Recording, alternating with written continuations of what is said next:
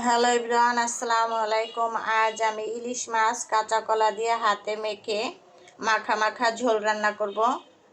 সেজন্য এখানে আমি ইলিশ মাছ নিয়েছি। এখানে 3 টুকরো মাছ নিয়েছি, মাথা সহকারে 4 টুকরো মাছ নিয়েছি। ইলিশ মাছ অল্প পরিমাণ ভেজে নেব, সেজন্য দিয়ে দিলাম লবণ। অবশ্যই পরিমাণ মতন লবণ দিবেন। দিয়ে দিলাম হলুদ ফাঁকি, দিয়ে দিলাম মরিচ ফাঁকি। এখন আমি হাতের সাহায্যে মেখে নিলাম। ইলিশ মাছের ভিতরে অল্প পরিমাণ মশলা দিলে তাহলে খেতে বেশি ভালো লাগে। এই তো মাছের ভিতর মশলা মাখানো হয়ে গেল, তাই আমি রেখে দিলাম। চুলাতে একটু গরম পানি বসিয়ে দিলাম আর একটু হলুদ দিয়ে দিলাম। পানিগুলো অল্প পরিমাণ গরম করে নিলাম। এখানে আমি 3টি কাঁচা কলা নিলাম। কাঁচা কলাগুলোকে এখন আমি ছিলে নেব।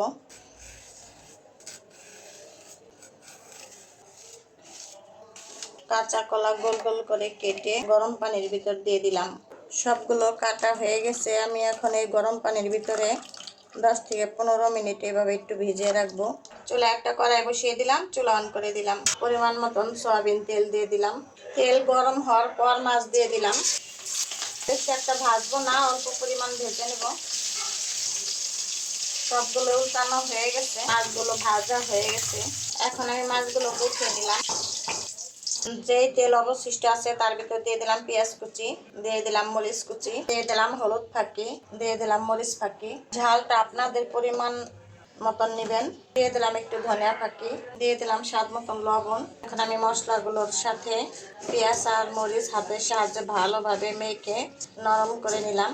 এখন আমি কাঁচা কলাগুলো দিয়ে দিলাম, দিয়ে হাতের সাহায্যে ভালোভাবে মেখে নিলাম। পরিমাণ মতন পানি দিয়ে দিলাম। ঢাকনার সাহায্যে ঢেকে দিলাম, ঢাকনা সরিয়ে নিলাম। কাঁচা কলার তরকারি এগুলো একটু নাড়াচাড়া দিয়ে দিলাম, বলক উঠে এসেছে সেজন্য।